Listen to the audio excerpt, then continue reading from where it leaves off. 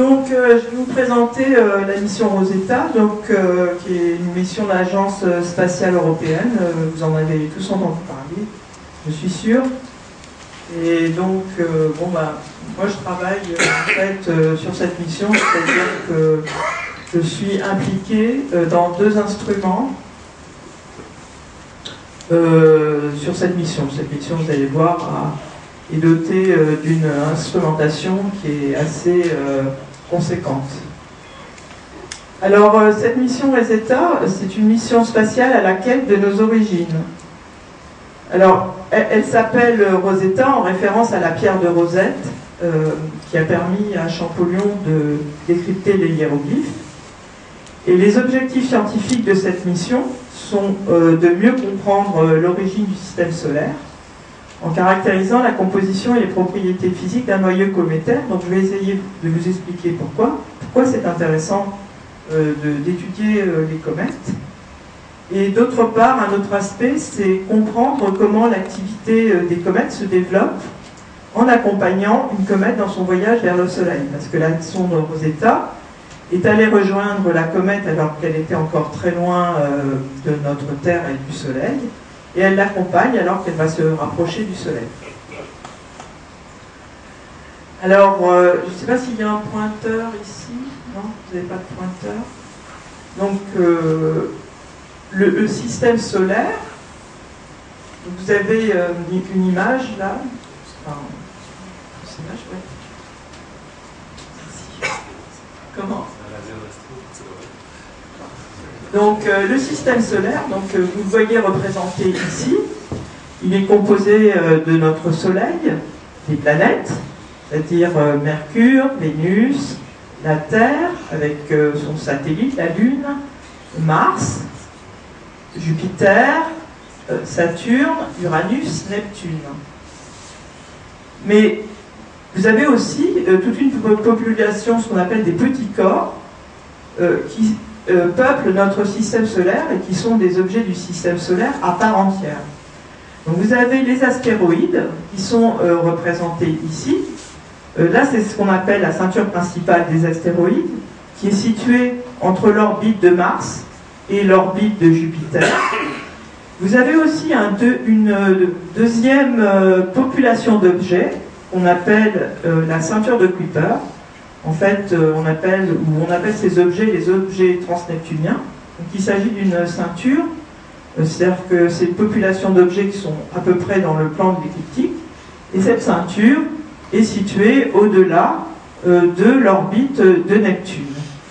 Et en dehors de ces objets, vous avez aussi les comètes. Donc vous avez une représentation ici, qui viennent de temps en temps, qui s'approchent de la Terre, et on peut les observer. Alors ces populations-là dont je vous ai décrites, les astéroïdes, les comètes, les objets transneptuniens, donc c'est ce qu'on appelle les petits corps. Alors vous avez ici des images d'astéroïdes et de comètes qui ont été visités par des sondes spatiales. Donc vous avez ici des astéroïdes. Les tailles sont bien représentées. Donc vous voyez ici les comètes. Donc vous voyez ici que les astéroïdes, ce sont des objets soit petits soit gros. Le plus gros qui a été visité par une sonde spatiale, c'est l'astéroïde Lutetia, qui a été, en fait, c'est une image de la sonde Rosetta. Et vous avez ici les comètes. Donc celui-là fait 100 km à peu près de diamètre. Les comètes qui font quelques kilomètres de diamètre. Alors ce que vous avez aussi, c'est les météorites, en fait, qui sont des fragments, pour la plupart des fragments d'astéroïdes, et qu'on peut étudier sur Terre, on les ramasse, et qui vont nous donner des informations sur des astéroïdes. Je vous dis la plupart, parce qu'il y a aussi des météorites qui proviennent de Mars. Et bon, voilà. Alors pourquoi on s'intéresse donc à ces comètes et aussi à ces astéroïdes? Donc c'est parce que ces objets nous renseignent sur la formation du système solaire. Alors comment s'est formé le système solaire? Donc les bases, c'est que dans notre galaxie, vous avez notre galaxie, c'est un ensemble d'étoiles, et le Soleil est une des étoiles de cette galaxie. Et dans notre galaxie, vous avez des nuages moléculaires, et ces nuages moléculaires, de temps en temps, s'effondrent pour former une étoile. Et quand ils s'effondrent, en fait, ils vont former un disque qui est constitué de poussière et de gaz, et petit à petit, ces poussières vont s'agglomérer pour former des corps plus gros qu'on appelle les planétésimaux. En fait, les comètes, ce sont les restes de ces planétésimaux qui ont conduit à la formation des planètes, parce que l'agglomération de ces planétésimaux va ensuite conduire à la formation des planètes.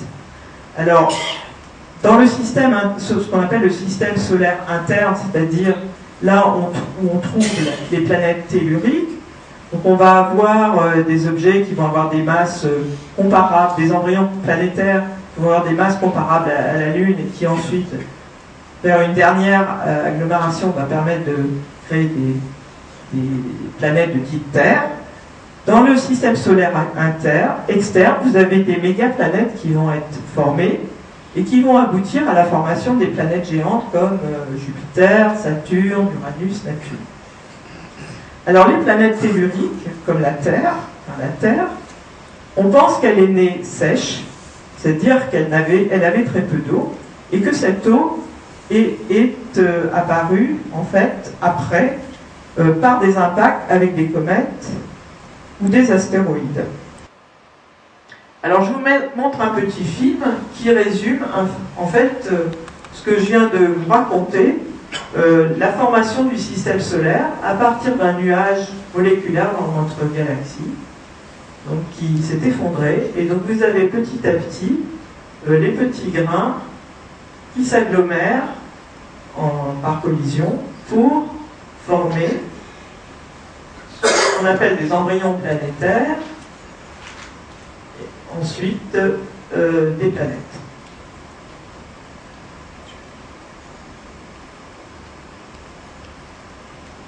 Alors, avant de vous parler de ça, alors ce qu'on sait, c'est que donc, les comètes et les astéroïdes sont des petites planètes qui ont échappé à la formation planétaire. Donc c'est pour ça que c'est intéressant, parce qu'en étudiant les comètes, on va pouvoir comprendre à partir de quelle matière les planètes se sont formées.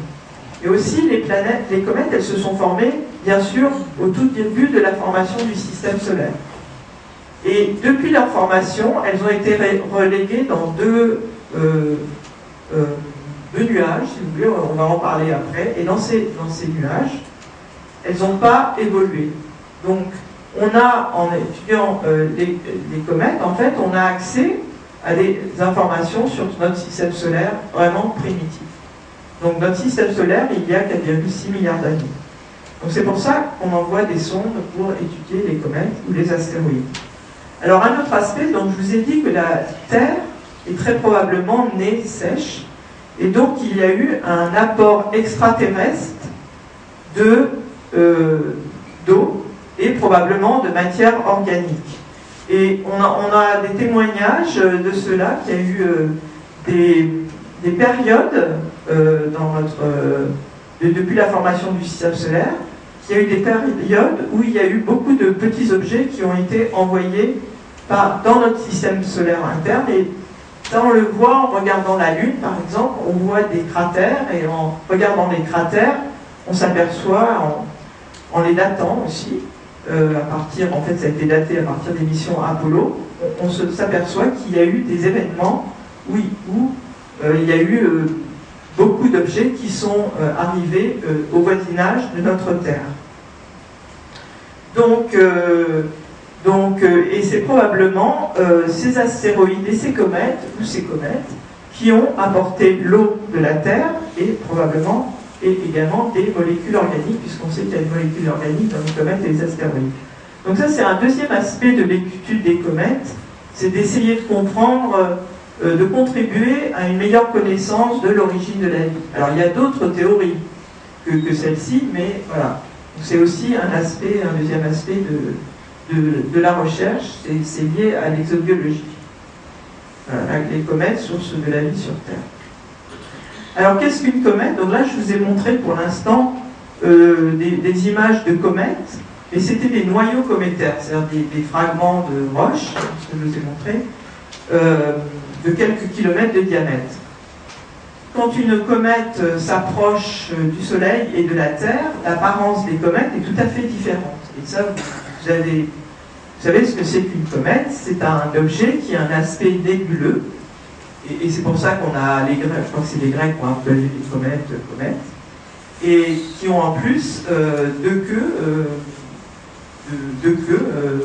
Donc voilà l'image typique d'un noyau cométaire. Alors, ce noyau cométaire, donc en son sein, vous avez le noyau. Donc ça, c'est en fait le noyau de la comète de Halley. En fait, c'est la première image d'une comète. Ce noyau cométaire, quand il s'approche du Soleil, comme il est composé de glace, les glaces passent directement de l'état glace à l'état gazeux. Ces glaces entraînent des poussières, parce que dans les comètes, il y a des glaces, mais il y a aussi plein de roches et de poussières, pour former une atmosphère. Et cette atmosphère va subir l'influence de notre Soleil. Alors notre Soleil, non seulement il envoie de la lumière, mais aussi il envoie un vent de particules, de protons et d'électrons à très grande vitesse. Et c'est l'interaction de cette matière cométaire, de cette atmosphère, avec ce vent solaire et cette lumière du Soleil, qui va créer ces deux queues. Donc une queue de poussière qui est jaune.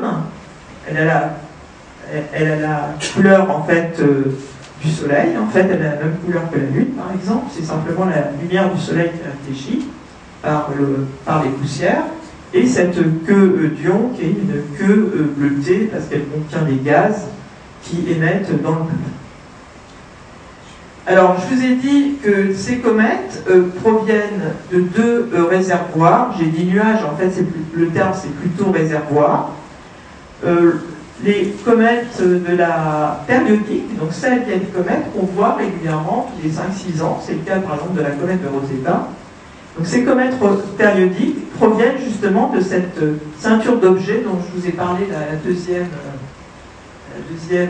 diapositive, de ces ceintures d'objets qu'on appelle la ceinture des Kuiper, qui est située au-delà de Neptune.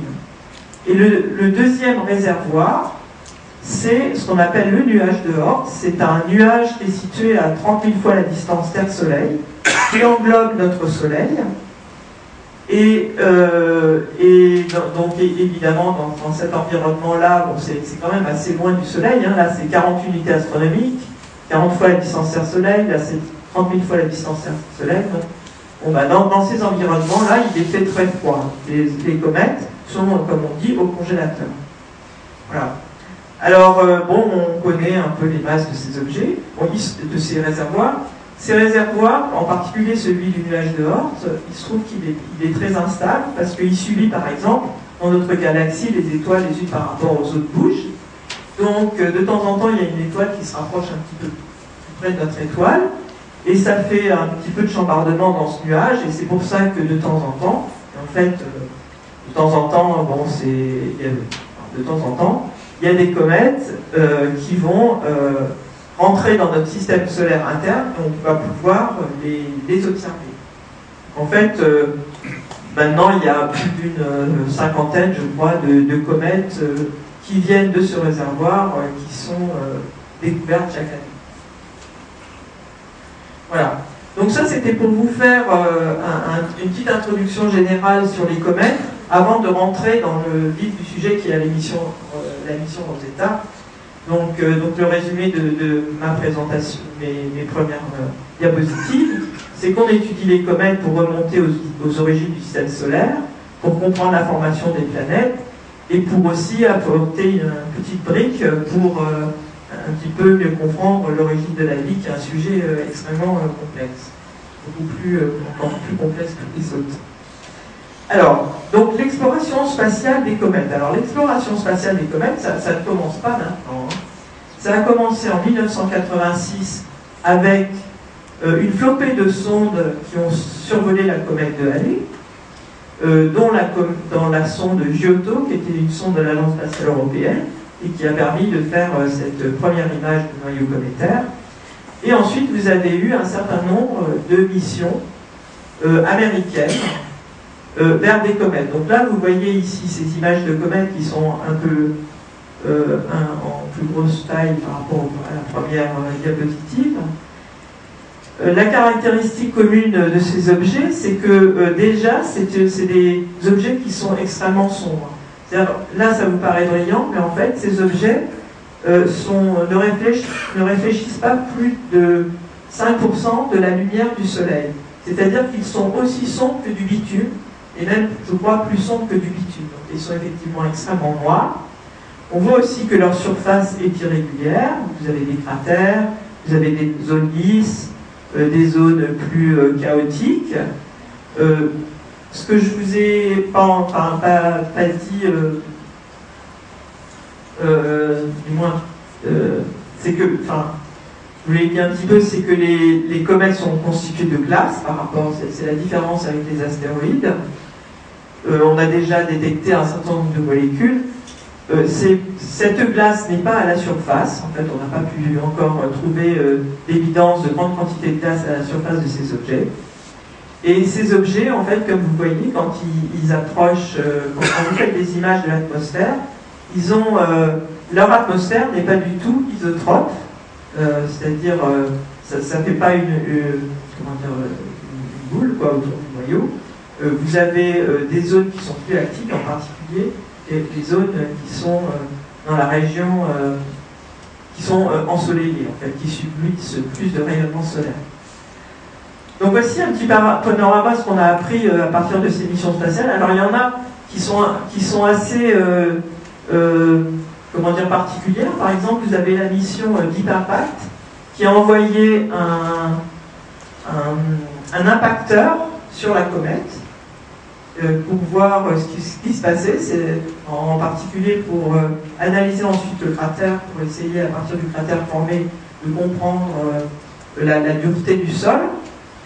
Et vous avez cette mission aussi qui est assez originale parce que c'est une mission, la mission Stardust, qui a permis de collecter des particules, des poussières cométaires, de les ramener sur Terre et on a pu les analyser en laboratoire. Donc, je vais vous montrer alors 2 slides avant Rosetta. Donc juste pour vous montrer là des images qui ont été prises par la mission Deep Impact, donc qui montrent le panache de poussière qui a été soulevé suite à l'impact de l'impacteur. C'était un gros morceau de cuivre de 500 kg. Voilà. Et je vous montre un autre film. Donc ça c'est la dernière mission qui a survolé donc une comète qui s'appelle Hartley 2. Et c'était en novembre 2010. Donc vous voyez ces images. Alors toutes ces missions, c'était des missions de survol, contrairement à la mission Rosetta, c'est-à-dire que les mesures, les observations ont été faites en un laps de temps de l'ordre de l'heure ou de 2 heures, alors que la mission Rosetta va étudier une comète pendant plus de 18 mois. Voilà. Alors, bon voilà, donc ça c'est un résumé un petit peu de toutes les missions qui ont visité des comètes.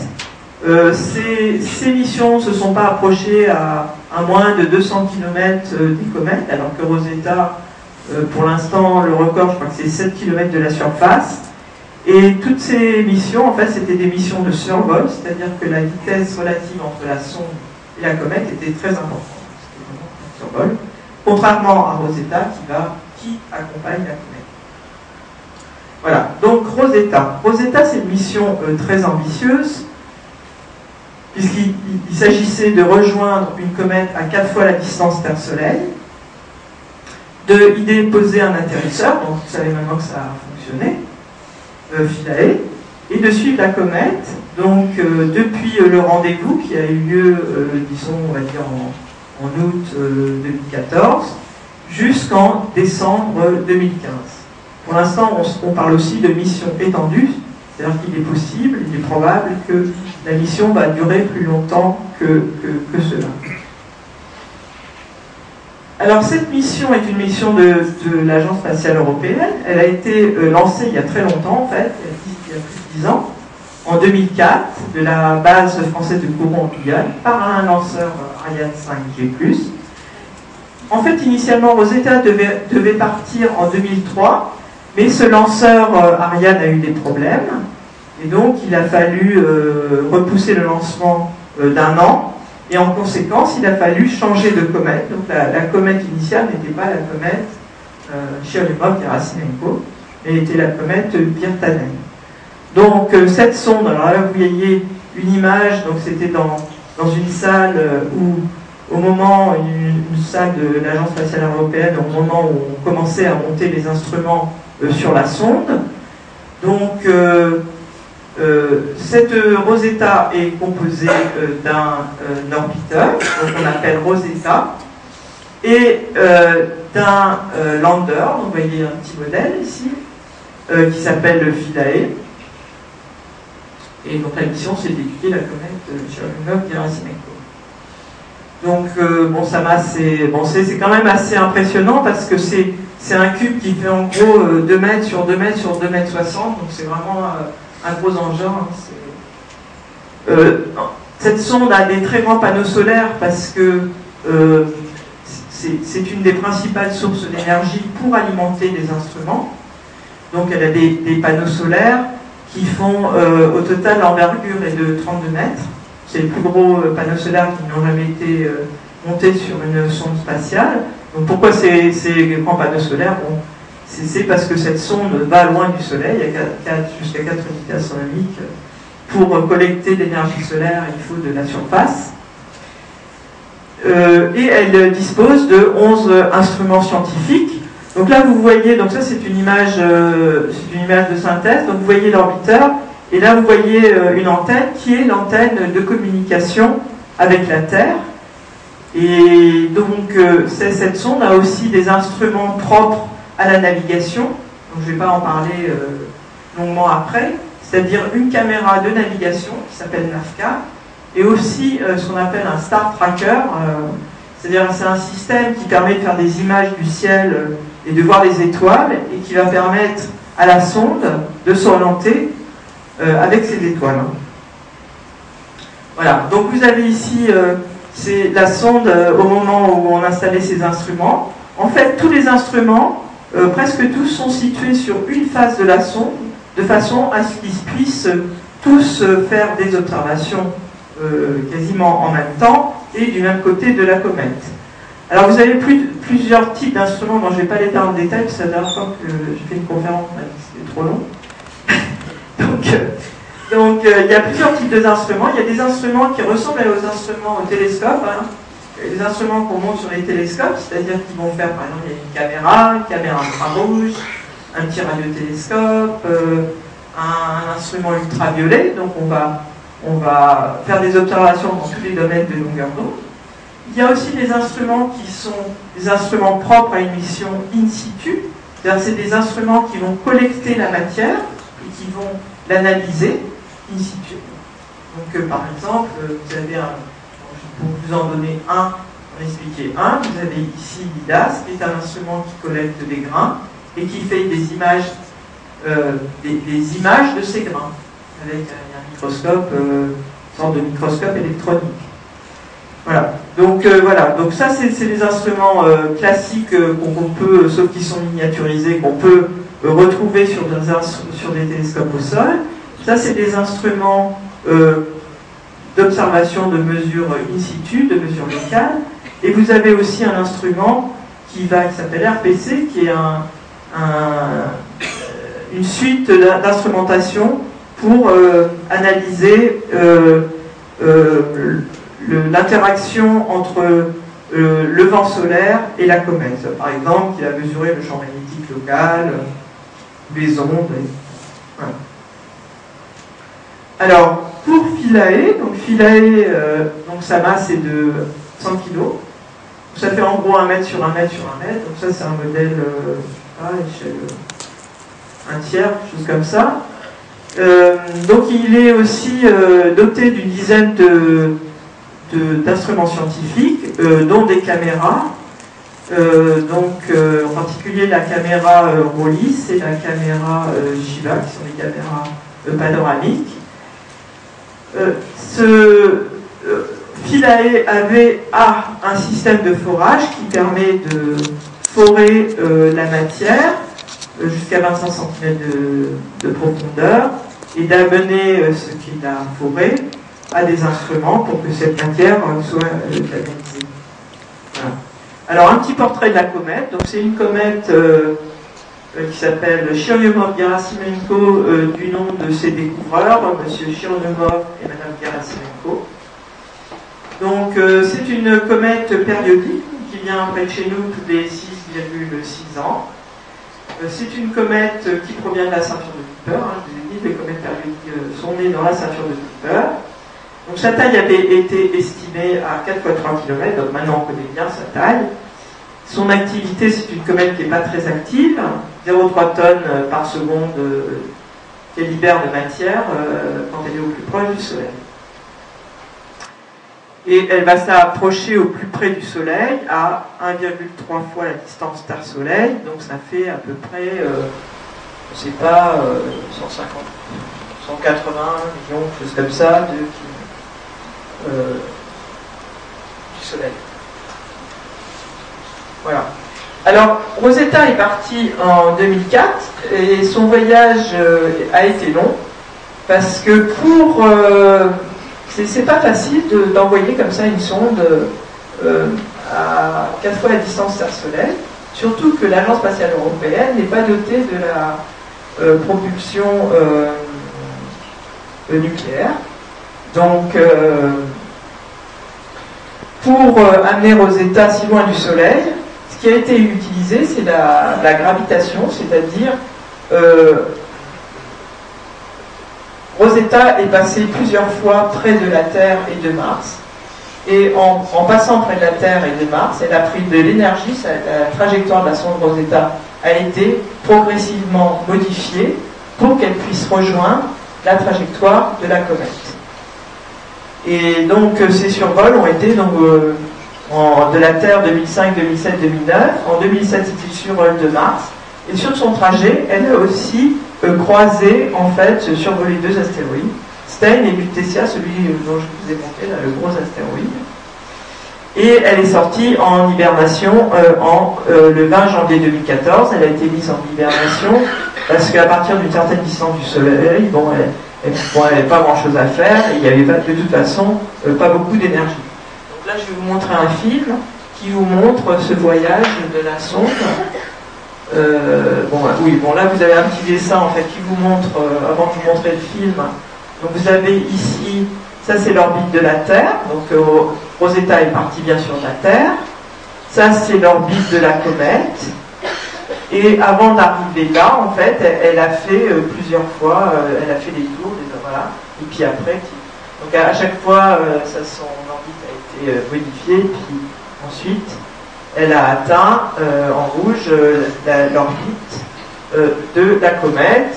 Il a été cependant nécessaire de faire quand même des ajustements pour pouvoir ensuite se mettre en orbite autour de la comète. Donc je vous montre le film, qui est un film qui se passe de commentaires, donc je vous laisse regarder tranquillement. Normalement il y a du son, on verra si ça marche, mais s'il n'y a pas de son, c'est pas très grave. Il n'y a pas de son, non. Il y avait quelqu'un qui connaissait comment ça va. Il y a peut-être un petit bouton qu'il faut tourner ici. Sur le volume, je sais pas.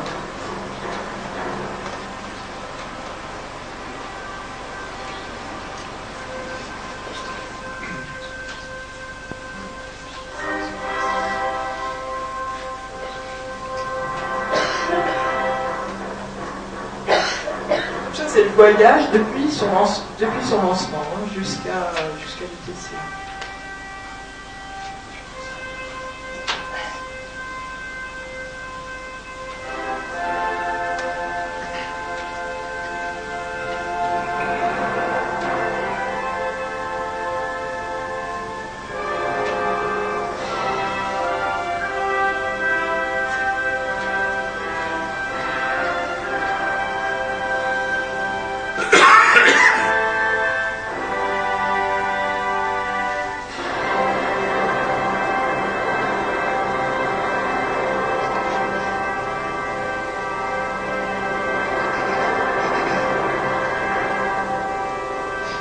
Rosetta, quand elle est passée près des planètes, elle a fait des mesures. Donc de temps en temps, vous voyez des images, et c'est des images qui ont été prises par Rosetta. Pas celle-ci.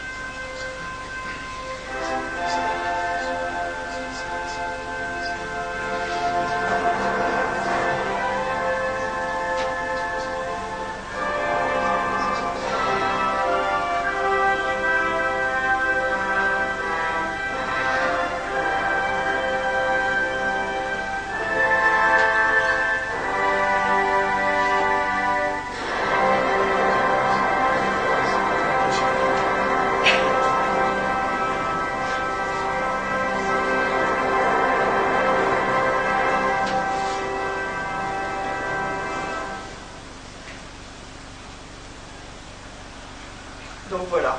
Donc là, maintenant, Rosetta est sur une trajectoire qui va la permettre de rejoindre la comète.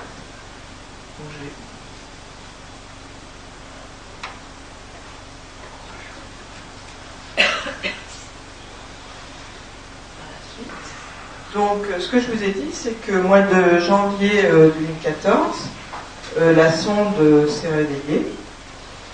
C'était quand même un moment assez important pour la communauté parce que, en fait, la sonde s'est réveillée toute seule. Elle avait une horloge interne qui était réglée et elle devait se réveiller toute seule. Donc, elle devait se réveiller. Elle était à l'époque donc en rotation vide. Elle devait stopper sa rotation. Elle devait s'orienter. Donc en utilisant ce que je vous ai dit, le Star Tracker.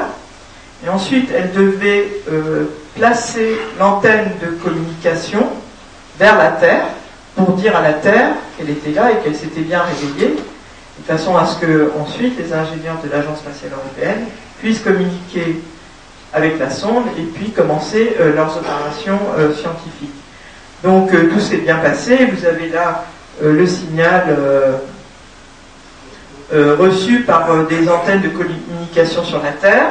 En fait, deux antennes, une en Australie et puis une, je ne me rappelle plus, je crois en Espagne, qui ont montré l'une après l'autre le signal de la sonde. Alors, en fait, le signal est arrivé 20 minutes après l'heure attendue, donc il y a un petit peu d'angoisse. Et pourquoi en fait, ils ont compris ce qui s'était passé, c'est-à-dire que l'ordinateur de bord, en langage d'informaticien, s'est mis à rebooter. C'est-à-dire que il a commencé à se mettre en marche et puis ensuite, bon, bah, il s'est remis à... Et voilà. Mais bon, tout s'est bien passé, mais c'est pour ça qu'il y a eu un peu de suspense. Voilà. Alors, donc elle a été réveillée le 20 janvier, et entre le mois de janvier et le mois d'août, où elle s'est retrouvée à 100 km de la comète, donc elle a eu un trajet que je vais vous expliquer, mais ça a aussi été l'occasion de tester tous les instruments un par un, tester leur bon fonctionnement. Donc il s'est avéré que tous les instruments, bien qu'ils aient été mis en hibernation, qu'ils aient été mis sont depuis 10 ans, qu'ils étaient au froid depuis 10 ans, en fait, tout s'est bien passé. Tous les instruments se sont bien réveillés et sont toujours en état d'ailleurs de fonctionnement. Donc au mois de janvier, quand elle a été réveillée, elle était encore très loin de la comète, puisque vous voyez ici que le 7 mai, elle était encore à 1,9 million de kilomètres. Donc du 7 mai au 1er juillet 2014, elle est passée d'1 million de kilomètres à 57 000 kilomètres, etc. Au 2 août à 717 kilomètres. Et au 1er août, en fait, elle était à peu près à 100 kilomètres. Petit à petit, elle s'est rapprochée, et ensuite, elle s'est mise en rotation autour de la comète. Alors, il y a eu un certain nombre de manœuvres, surtout parce que, dû au fait que la sonde était devant la comète, en fait. Donc, il a fallu faire des manœuvres. Donc, il y a des petites fusées de décélération, de décélérer. Donc, il a fallu utiliser du carburant pour adapter mieux la trajectoire de la sonde à la comète et de pouvoir vraiment se mettre en orbite. Alors, je ne sais pas si là j'ai un film. C'est pas un film. Donc là, je vais vous montrer un petit film, donc il n'est pas très très intéressant, mais qui vous montre un petit peu l'approche entre le 20 janvier et le 6 août 2014, et qui vous montre comment petit à petit on s'attendait à ce que le noyau cométaire, qui initialement était un point, parce qu'il était vraiment très loin, petit à petit se révélait aux caméras. Et donc là, vous voyez les distances défilées. Et donc, vous voyez que c'est à partir du début juillet qu'on s'attendait à voir la comète, à résoudre sa surface, à voir sa forme et à voir les détails sur sa surface. Alors ça, bien sûr, c'est une image, c'est une fausse image.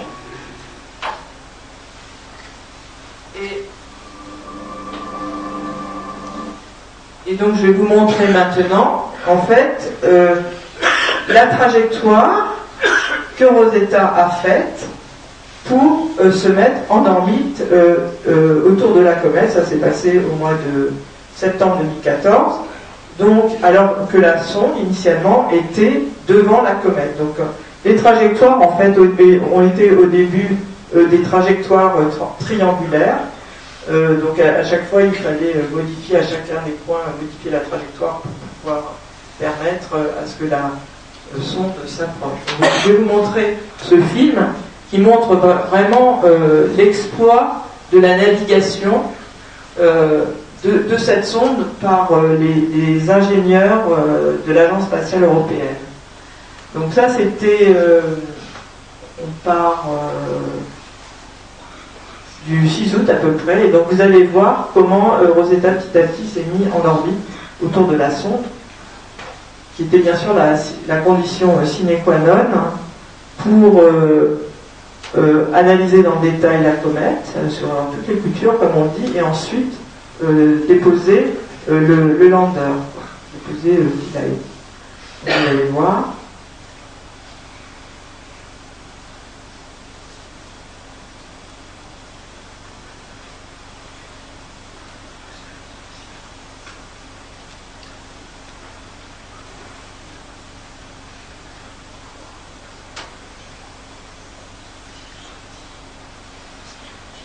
Donc là, la sonde s'est mise ce qu'on appelle dans une orbite terminateur, c'est-à-dire qu'il faut de toute façon que la sonde expose toujours ses panneaux solaires au Soleil, donc toutes les orbites ne le permettent pas, et il faut aussi que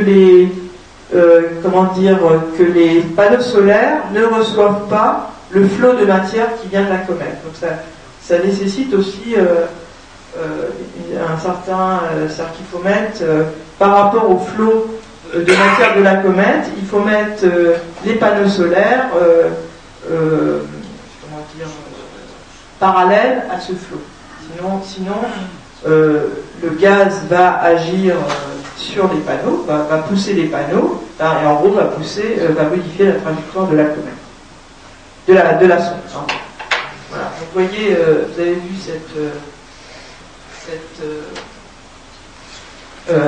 cette navigation qui se poursuit en fait, et qui était aussi très compliquée pour déposer le lander. Donc maintenant, je vais vous montrer les premiers résultats avec les images qui ont été prises par Rosetta, incluant Philae. Donc les premiers résultats.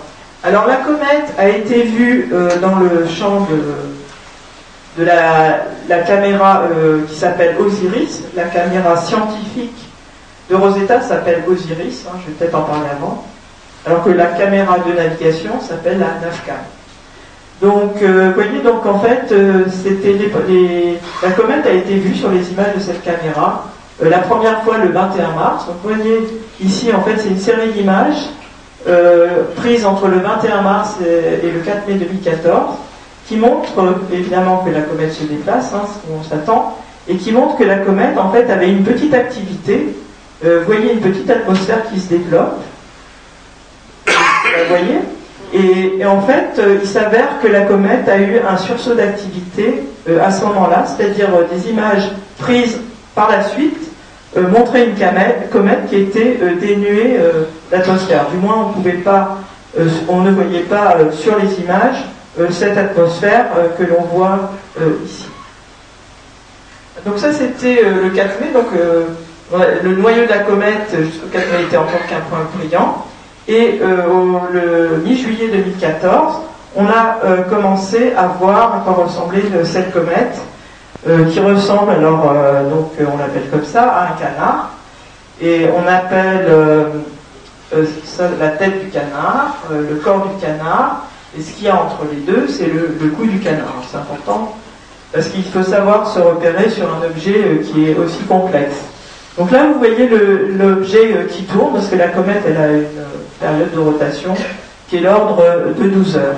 Alors le 14 juillet, vous voyez qu'on ne voyait pas encore les détails de la surface, c'était flou, c'est-à-dire que la résolution, on appelle la résolution, était mauvaise, pas bonne. Et on a commencé, donc là le 1er août, on voit un petit peu plus les détails du noyau, donc on voit encore donc ça c'est le corps, la tête. On commence à voir que les régions sont assez homogènes, par exemple. On voit des régions qui sont assez, on dirait des plages de sable fin, et des régions qui sont plus caillouteuses et puis escarpées. Donc ça c'est le 20 août. Donc là c'est une image de la Navcam. Donc là c'est des images qui sont prises assez près de la comète. Donc je ne me rappelle pas par cœur, mais on était à peu près à peut-être 50 km de la comète, entre 30 et 50 km. Donc là on voit la tête, le corps, par exemple, le cou. On voit même un petit collier sur le cou, là, vous voyez cette enfilade de rochers. Et donc vous voyez d'autant mieux ces régions qui sont assez contrastées. Alors là, ce qui est intéressant et qui n'était pas attendu, ce que vous voyez ici, on appelle en anglais, on appelle ça des pits. En fait, ce que vous voyez, c'est des gouffres, comme le gouffre de Padirac. En fait, vous voyez beaucoup de gouffres. La caractéristique de ces gouffres, c'est qu'ils ont des parois qui sont extrêmement lisses, c'est très bon. Et ça, en fait, on voit ce genre de choses, de formation sur la Terre, et c'est sorte d'effondrement de terrain, c'est-à-dire que, je ne sais pas comment on dit, mais ça s'est effondré et la matière, donc il devait y avoir un trou en profondeur. Donc l'interprétation qui est donnée, c'est qu'à l'intérieur du noyau, il y a des trous. Et bon, et il y a eu des effondrements et ça a formé ces gouffres. En fait, et donc on voit ces gouffres un peu partout à la surface du noyau.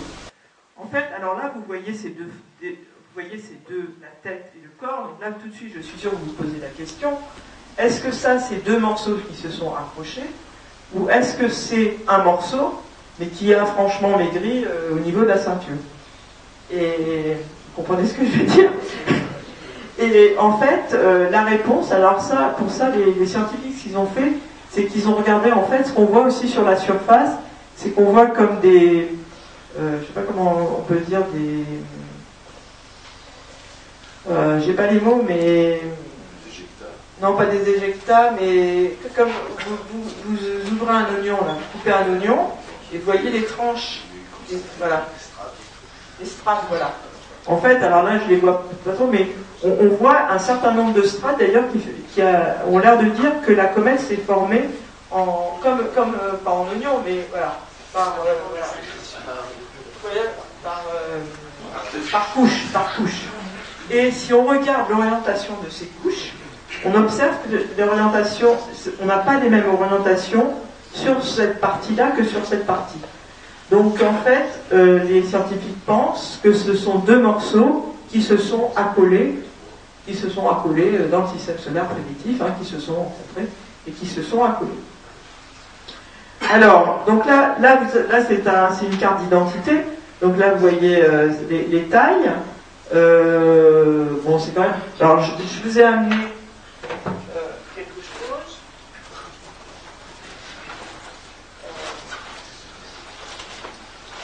Je vous ai amené l'objet en question, donc si vous voulez regarder.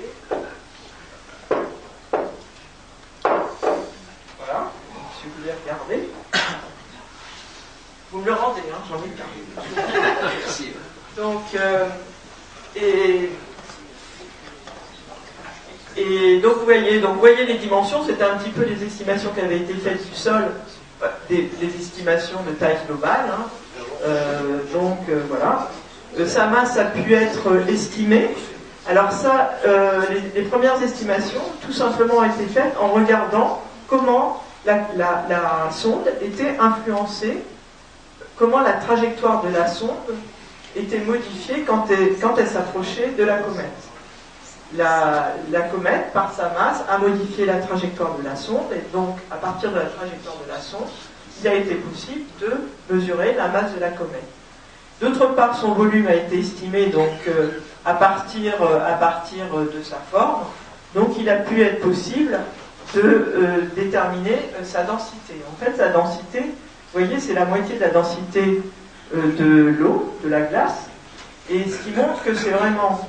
Alors, un objet poreux, donc en fait, maintenant on se pose des questions, à savoir, je vais vous montrer ensuite des images, à savoir plutôt si cette porosité n'est pas liée au fait qu'il y a des creux à l'intérieur, et ce seraient ces creux qui seraient à l'origine de ce que je vous ai raconté, là, de tous ces gouffres qu'on voit à la surface de la comète. Donc ces gouffres qu'on voit, certains des gouffres, d'ailleurs, je vais dire, certains des gouffres, on voit qu'ils sont anciens, c'est-à-dire que leur fond a été progressivement comblé. Et d'ailleurs, dans ces gouffres, on voit aussi des poussières qui émanent, en fait, de la matière qui se sublime de l'intérieur. Enfin, je n'ai pas du mal à vous montrer, parce que tout ça, c'est ce qu'on appelle sous-embargo, donc je ne peux pas vous montrer les fumées qui sortent du gouffre, mais bon,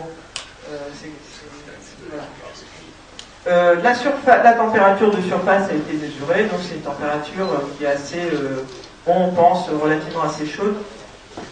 Pourquoi c'est relativement assez chaud? Ça fait quand même moins 100, moins 70, moins 100 quelques degrés Celsius. Pourquoi c'est quand même assez chaud?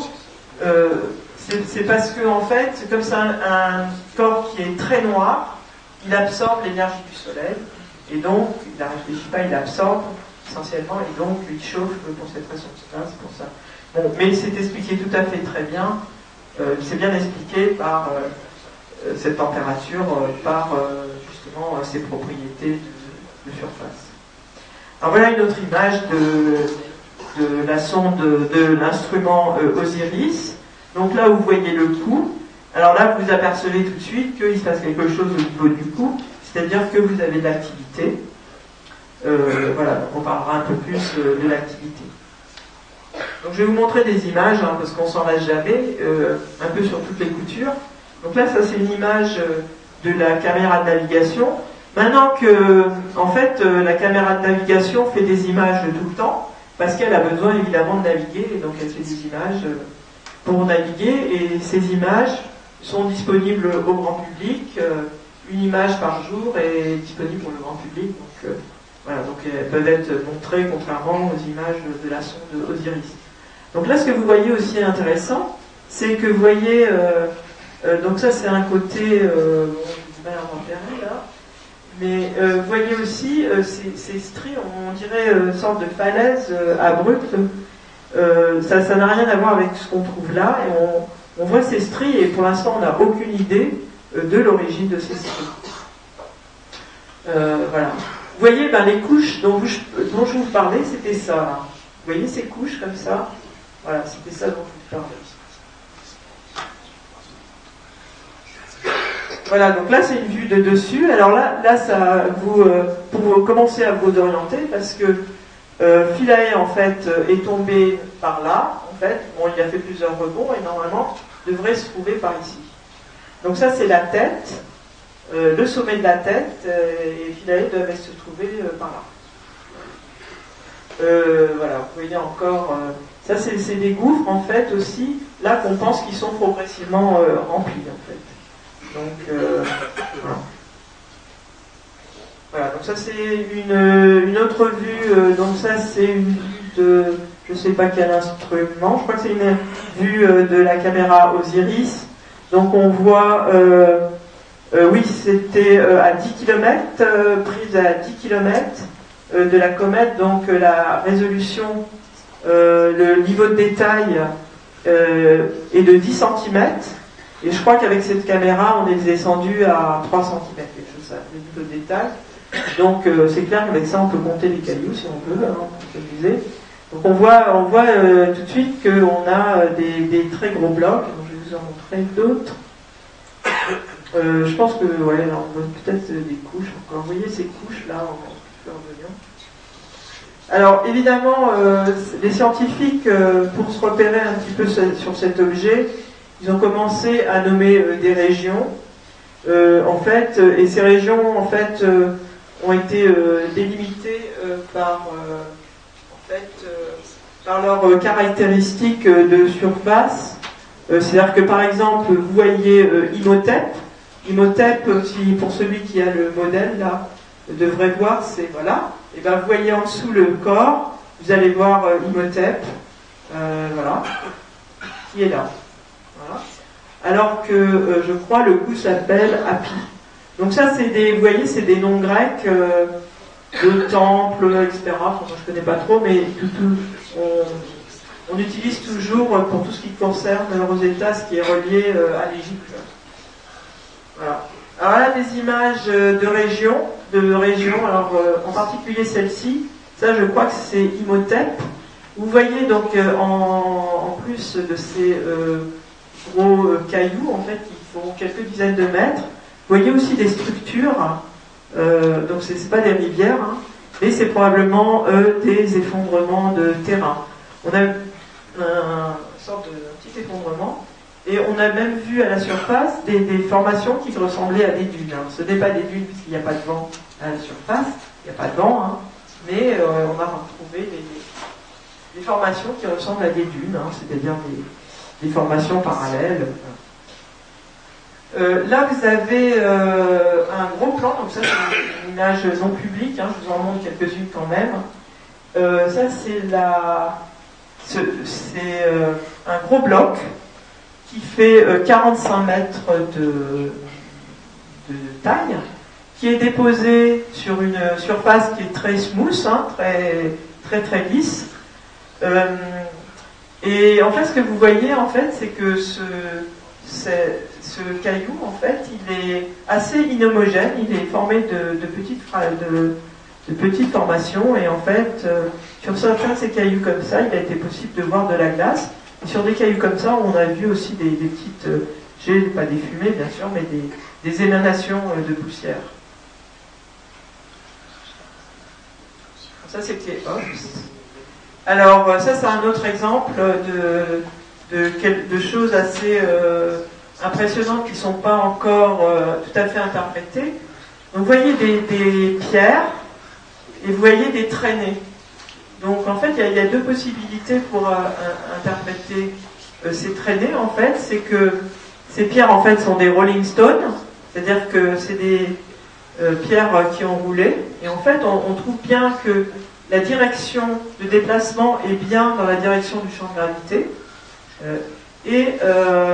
mais ça pourrait être dû à de la poussière qui s'est échappée de ces morceaux et qui s'est déposée vers l'arrière. L'interprétation n'est pas encore faite. Vous avez aussi des éboulis, des effondrements de terrain, donc là aussi dont on ne connaît pas l'origine. Et donc, alors c'est assez marrant parce qu'on trouve des régions où on a des quantités de sortes de boulets et qui sont tous à peu près de la même taille. Et donc on se demande si en fait ces boulets, c'est pas des reliquats vraiment des morceaux qui étaient dans le système solaire primitif et qui ensuite se sont agglomérés pour former des comètes. S'ils ne sont pas vraiment d'origine. Et c'est assez marrant de voir des boulets tous au même endroit, certaines régions. Voilà une autre vue. Bon, ça commence à être monotone maintenant, je vais vous montrer un petit peu tout. Alors, donc là, je vous ai montré des images, donc, mais bien sûr, il y a d'autres instruments.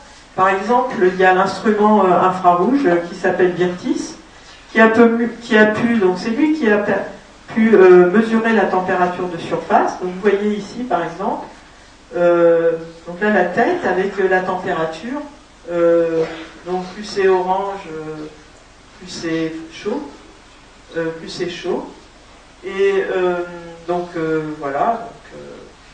Et ce qu'il a été aussi possible de faire, c'est de faire des cartes de la couleur de la surface.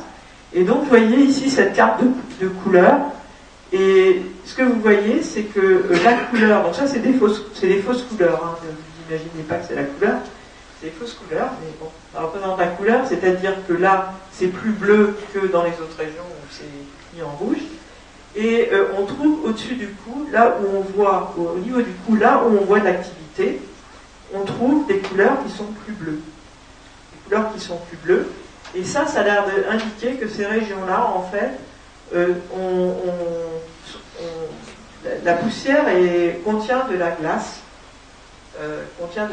Et c'est pour ça, parce qu'elle contient de la glace, qu'elle est plus bleue que la poussière, enfin les régions où en fait on a beaucoup moins de glace. D'autre part, ce qu'on a pu voir aussi, c'est que toute la surface est constituée et composée de matériaux organiques, pour l'instant qui sont pas exactement identifiés, bien qu'on a des idées, des matériaux organiques en fait, pour l'instant qu'on n'a pas trouvé dans d'autres objets du système solaire, donc c'est pour ça que c'est assez intéressant.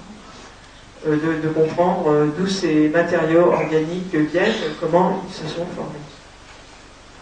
Alors par contre, je vous ai dit que la couleur est bleue, mais par contre si on peut faire ce qu'on appelle des spectres, voir si on trouve de la glace, on n'a pas trouvé directement la glace à la surface.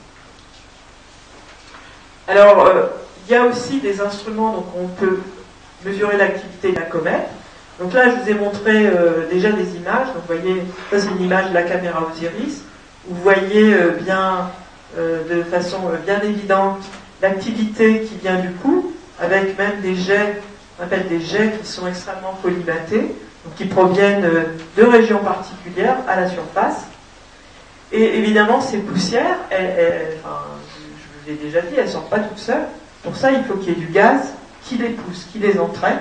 Il faut qu'il y ait de la glace qui se vaporise et qui entraîne ces poussières. Donc on a sur Rosetta des instruments qui vont mesurer les gaz qui s'échappent dans l'atmosphère. Et donc, en particulier, le petit radiotélescope, qui s'appelle MIRO. C'est un petit radiotélescope, la l'antenne, ça ressemble aux antennes qu'on trouve sur les balcons. Et cette antenne, elle fait c'est une antenne parabolique de 30 cm de diamètre, ça ressemble. Et en fait, a pu mesurer, donc c'est ce qu'on appelle de la spectroscopie, c'est des signaux, et a pu montrer que la comète, quand elle était le 6 juin, elle était encore à disons 500 millions de kilomètres du Soleil. Elle commençait déjà à avoir une activité et elle dégazait, on dit ça, elle dégazait, parce qu'il y avait du gaz qui s'échappait, environ 2 verres d'eau par seconde. Alors depuis 2 verres d'eau, c'est pas beaucoup, vous imaginez, c'est pas beaucoup. Et maintenant, on est à peu près à 2 litres d'eau. Donc l'activité a un peu augmenté.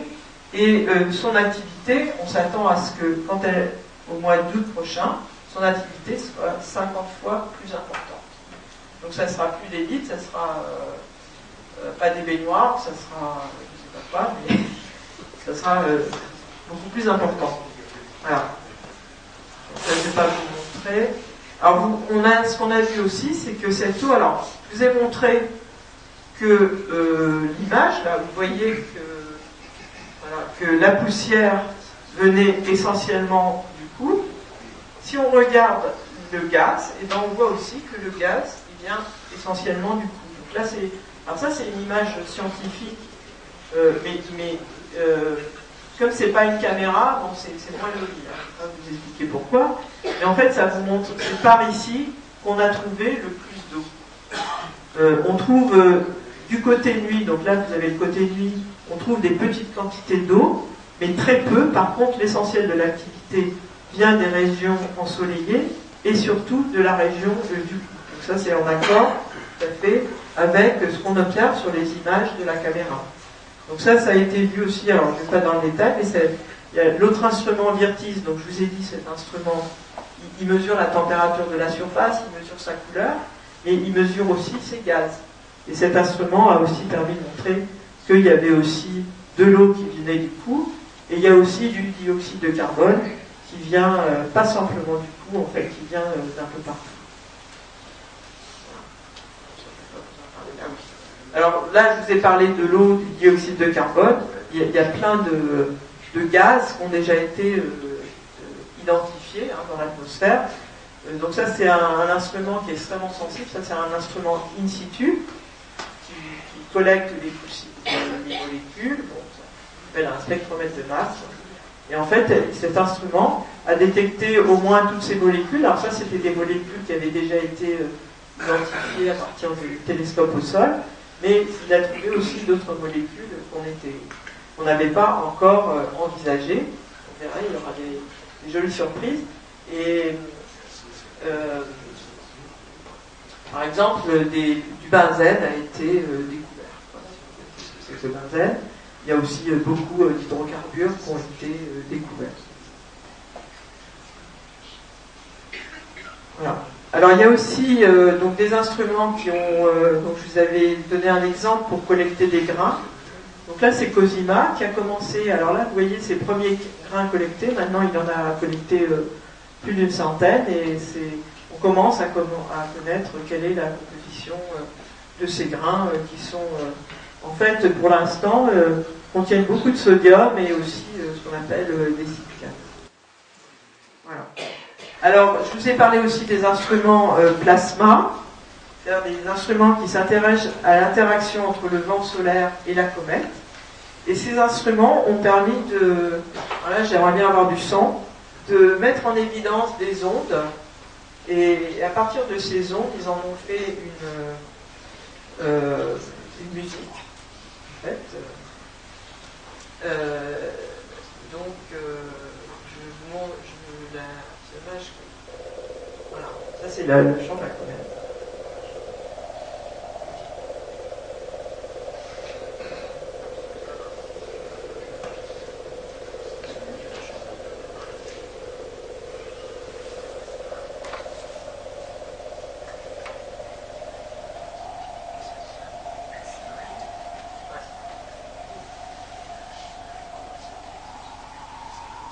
signifient la modulation, l'aigu, grave? C'est les fréquences qui, aigu, grave, ça va être les fréquences qui changent. Mais les fréquences de quoi? C'est des fréquences, en plus moi j'y connais rien, mais c'est des ondes liées à l'interaction entre le vent solaire et le vent solaire transporte un champ magnétique, et donc il y a des ondes. Ça, vous pouvez le télécharger pour le mettre sur votre téléphone. Il y a 6 millions de personnes qui l'ont téléchargé déjà.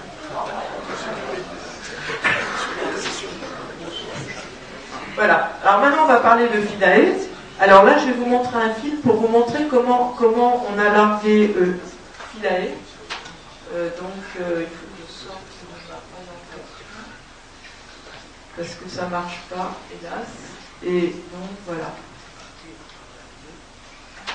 Voilà, donc ça, ça vous montre les... Once upon a time, Ah non, c'est pas ça. a spacecraft named Ça, c'est pour les enfants.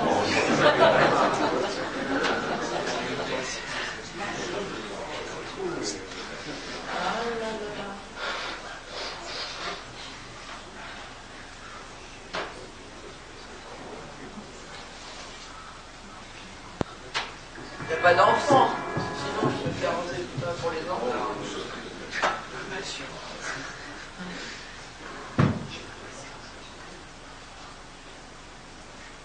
Voilà, donc ça c'est toutes les trajectoires qui ont été faites à partir du 1er octobre pour pouvoir déposer Philae le, si je me rappelle bien, j'ai déjà oublié la date, 12 novembre, voilà. Donc au début c'était des trajectoires circulaires, mais il a fallu s'en écarter de ces trajectoires circulaires, parce que il y avait quand même quelque chose d'assez important, c'est qu'il ne fallait pas que Rosetta s'écrase sur la comète. Et il fallait passer assez près. Donc, en fait, voilà. Hop. Donc, mais, bon là ça recommence. Mais, donc Rosetta, en fait, s'est mis sur une orbite, ce qu'on appelle une orbite hyperbolique, qui était...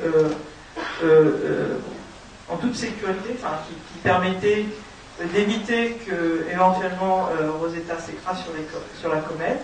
Et elle a largué le lander, enfin, l'atterrisseur, à environ 20 km. Hein. Donc il fallait bien viser. En fait, il fallait des manœuvres qui soient extrêmement précises. Et voilà. Donc là, je vais... Voilà.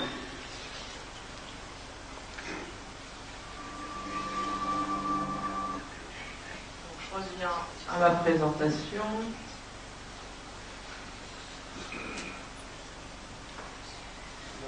Alors, comment s'est fait le site le choix du site d'atterrissage? Donc en fait, le premier critère était atterrir et faire fonctionner les instruments de l'orbiteur. Donc les critères scientifiques, c'est-à-dire moi je préfère aller là plutôt que là, en fait ça n'a pas joué, bien que les scientifiques avant ont quand même caractérisé correctement la comète pour éventuellement voir s'il y avait des sites qui étaient plus intéressants scientifiquement par rapport à d'autres. Donc voilà, donc les critères c'était atterrir et faire fonctionner les instruments de Philae. Atterrir enfin, faire fonctionner les instruments Philae, ça voulait dire aussi placer le petit engin à un endroit où il allait être illuminé suffisamment longtemps pour qu'il puisse recharger ses batteries. Alors Philae avait 2 batteries, une batterie non rechargeable qui devait fonctionner une 60aine d'heures, et une batterie rechargeable qui devait se recharger et ensuite façon à pouvoir continuer les observations, les mesures. Donc en fait il fallait choisir un site d'atterrissage qui soit suffisamment ensoleillée, donc le minimum c'était 6 heures. Il fallait aussi trouver une région qui ne soit pas trop caillouteuse, c'est-à-dire où le pourcentage de chance de ne pas tomber sur un caillou soit grand. Il fallait aussi ne pas... il y avait des contraintes sur le dénivelé, c'est-à-dire qu'il fallait que les pentes ne soient pas plus de 30%, sinon ça serait pas... ça serait pas stable, en fait. Donc, bon, il y avait un certain nombre de critères comme ça. Et donc, le 24 août, donc il y avait au début, il y avait, je ne sais pas moi, une vingtaine de sites potentiels. Donc le 24 août, il y a eu 5 sites potentiels qui ont été sélectionnés parmi cette vingtaine. Et ensuite, le 14 septembre, parmi ces 5 sites, vous avez eu le site J, qui s'appelle AGLK, je crois maintenant, bon, qui a été sélectionné. Donc vous voyez ici où se trouve le site J. Il se trouve sur la tête de la comète, en fait, juste sur la tête. Alors, il y avait un site qui était assez intéressant, mais en fait un peu trop caillouteux, et c'était le B. Il se trouve que finalement, finale A a fait des rebonds et se retrouvait finalement à côté du B. Bon. Alors... donc voyez ce site d'atterrissage, donc voyez ce site B qui n'avait pas été choisi parce qu'il était très caillouteux. Et en fait, effectivement, l'incertitude sur l'atterrissage était de 300 mètres fois 100 mètres, quelque chose comme ça. Donc en fait, c'était pas gagné. C'est-à-dire qu'on voulait aller là, mais bon... on avait une incertitude sur la zone d'atterrissage qui était assez élevée. Et en fait, il s'est avéré qu'à 10 mètres près, Philae s'est posé à 10 mètres près au bon endroit. Sauf qu'après, il a rebondi.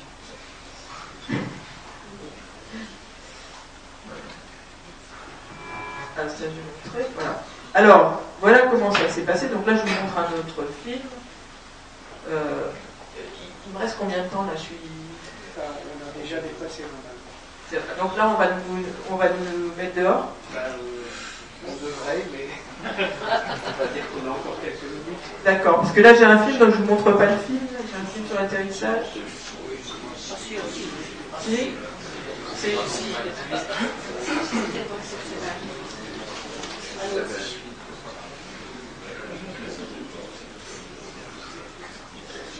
Ah non, ça marche ça. Bon bah j'ai l'impression que je vais pas vous.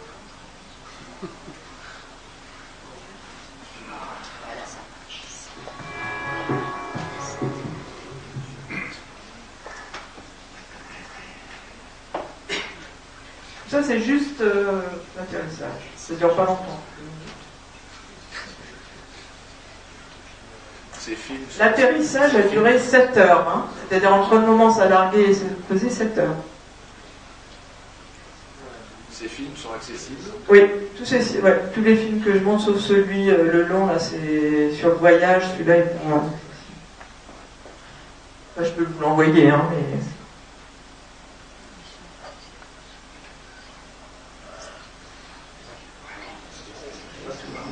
Donc voilà. Alors, ce qu'il y avait sur Philae, c'est qu'il y avait un système qui devait d'ancrage, et c'est ça qui n'a pas marché. Et donc voilà, donc quand ils l'ont lâché, ils savaient que le système d'ancrage ne marchait pas. Mais ils ont pris la décision de larguer, de le larguer.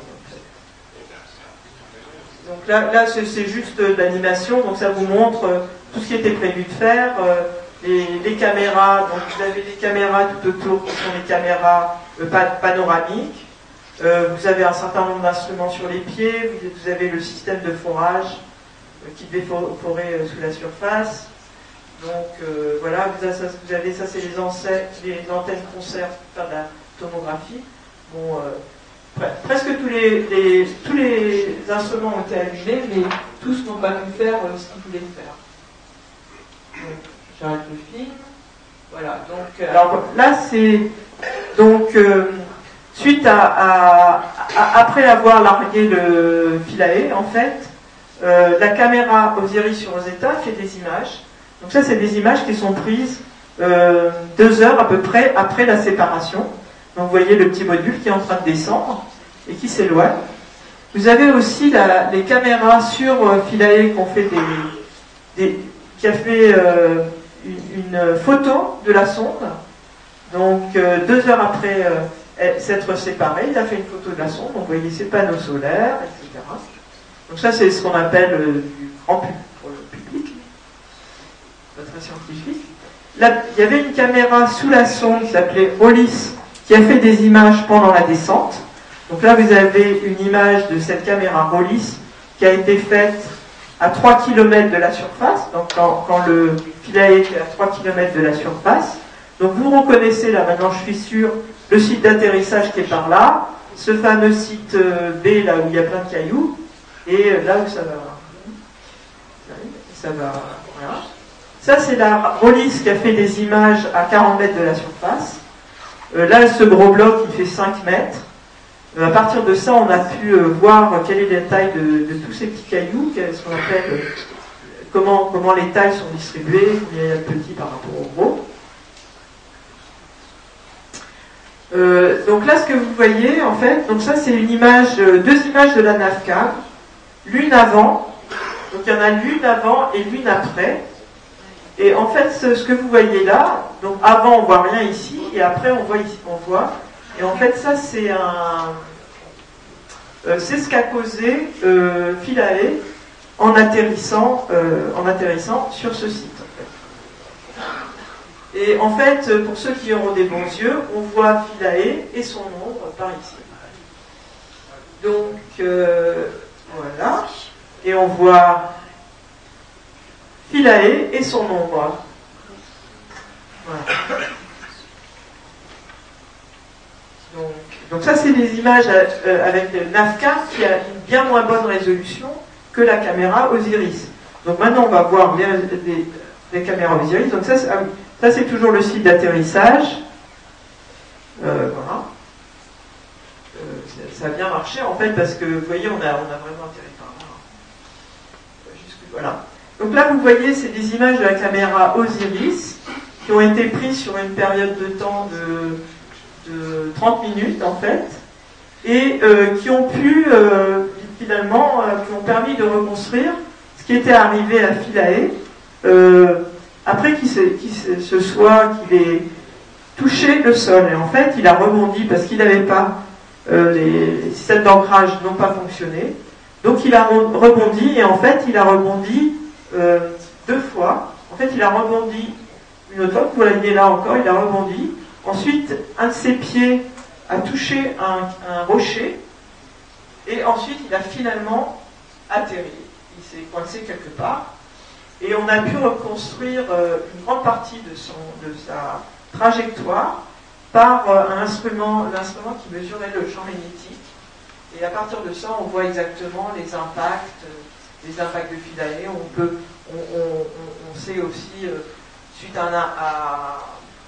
après avoir touché le sol, comment sa rotation propre a été accélérée. Bien sûr, en touchant, il a été accéléré, etc. Donc, on a pu reconstruire complètement, en grande partie, son voyage. Vous voyez ici, Philae.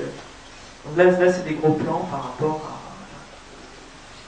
Voilà un gros plan de Philae qui est en fait à de l'ordre d'une centaine de mètres au-dessus de la surface. Et là, on le voit assez bien parce qu'il se trouve dans... On avait dit au début qu'il avait rebondi d'1 kilomètre, mais en fait, il n'a pas rebondi autant. C'est plutôt de l'ordre de la centaine ou 200 mètres. Je ne connais pas exactement les chiffres. Donc voilà. Donc après, il s'est coincé quelque part dans un... En fait, il s'est coincé de travers. Ce qui fait que ces caméras panoramiques, donc vous voyez, il y a voilà, les caméras panoramiques. Une de ces caméras panoramiques n'a vu finalement, alors là, il n'y a pas, faudrait peut-être éteindre un petit peu la lumière, si c'est possible, mais a vu le ciel en fait. A vu le ciel. Et alors que les d'autres caméras ont vraiment vu le sol.